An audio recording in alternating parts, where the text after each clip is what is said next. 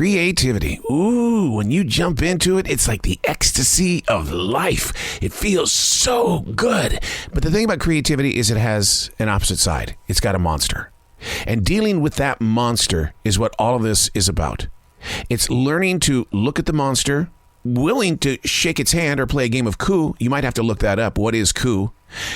But understanding who you are as a creative flow. Unplugged because we will always say yes to creativity. Totally uncut because we all make mistakes. So turn it into a tool. This is Arroe Unplugged. A student spoke openly yesterday about his struggles with trying to get out of his past. He drives for one of the world's largest delivery companies.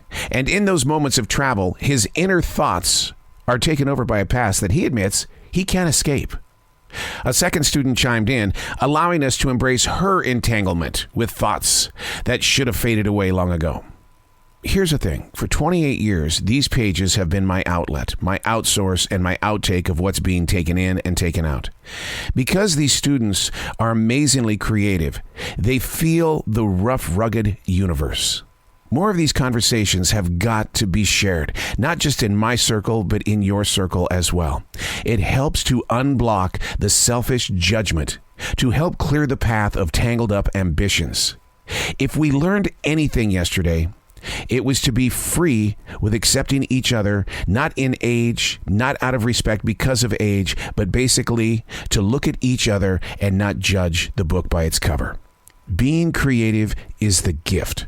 Walking in life without understanding what you feel and how you feel is a war that is going to get worse with time. Hey, it's Arroe. This is The Daily Mess, a chronological walk through an everyday world. I am a daily writer. I pay attention. I think that's what my dad used to tell me all the time. Well, you just pay attention. He just endlessly said that to me. And then one day I realized, wait a second. Why didn't I pay attention? Why didn't I take notes? What was I thinking? This is The Daily Mess. I was blessed to speak with an author yesterday, Susanna Callalan. She brought us the book Brain on Fire. It's now 10 years old. Millions of people have been reached. Well, knowing this, I wanted to get her feeling, her take on speaking to the future reader. She had never heard of such a term. That's where the real conversation began. Not all writers are open to speak about what they've been gifted with.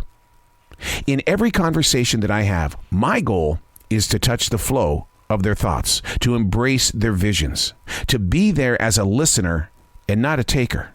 Even Brooke Shields told me that I didn't host the typical style of questions demanding answers because I'm always a student. I want to learn from other creative travelers, to take notes of how they learn to get into a project while swaying outward to protect their hearts and imaginations. The forever white belt, a willingness to pick up the tiniest of breadcrumbs because it's my goal to one day create toast. The mind doesn't shut off. Your ambitions do not shut off. What we do is we try to control them. We try to twist them this way and that way, and we want to go outward this way.